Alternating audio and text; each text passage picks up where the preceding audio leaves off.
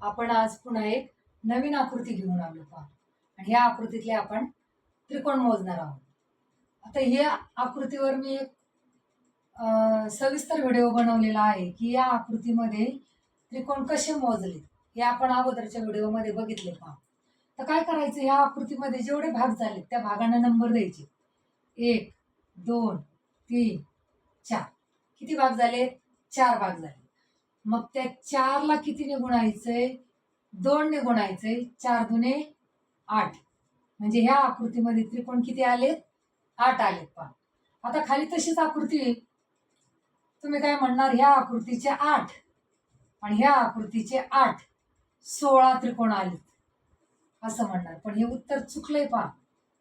का चुकलं तर बघा, ह्या आकृतीचे 8 बरोबर आले, ह्या आकृतीचे 8 बरोबर आले, पण ह्या दोन आकृत्या एकमेकांनी जिथं जोडल्यात तिथं ही 2 त्रिकोण होतात पहा.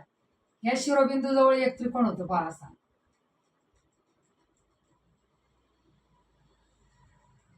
आणि हा वरचा जो शिरोबिंदू आहे त्याच्या जवळ एक त्रिकोण होतो पहा. मग अशी जर आकृती आली तर सोपी ट्रिक काय आहे पहा,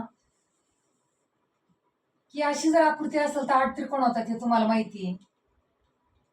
पुढच्या आकृतीचे 8 झाले आणि ते जोडले तिथं किती शिरोबिंदू झाले ते मोजायचे पहा. 1 आणि 2 ते पण ऍड करायचे याच्यात. म्हणजे 8 8 16 17 18 याच्यामध्ये किती आले त्रिकोण? 18 आले पहा. आता असं किती लांबत गेलं, किती वाढवत गेलं तरी तुम्हाला यातील त्रिकोण नक्की बरोबर मोजता येतील किंवा उत्तर अगदी अचूक काढता येईल. पहा इथं पहा किती सोपं आहे, तोंडी करू शकतो आपण. 8 8 8 3 यायचे पहा, 8 8 8.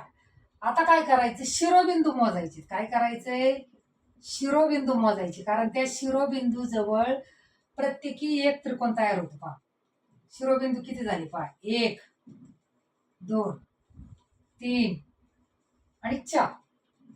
म्हणजे पहा 8 अधिक 8 अधिक 8 अधिक 4 हे काय येते? शिरोबिंदू येते. कारण या शिरोबिंदू जवळ सुद्धा त्रिकोण तयार होतात. मग 8 आणि 8 16, 16 आणि 8 किती झाले? 24 25 26 27 28. म्हणजे आपलं उत्तर किती आलंय? 28. या आकृतीमध्ये 28 त्रिकोण आहेत पहा. आपल्याला लगेच लक्षात येतं पहा, हा एक त्रिकोण, हा एक त्रिकोण, इथं पण हा एक त्रिकोण, हा एक त्रिकोण. म्हणजे प्रत्येक आकृतीतले 8 8 सोडून सुद्धा त्या शिरोबिंदू जवळ सुद्धा त्रिकोण तयार होतात पहा. आता ही जी आकृती आहे या आकृतीतले त्रिकोण काढून तुम्ही मला कमेंट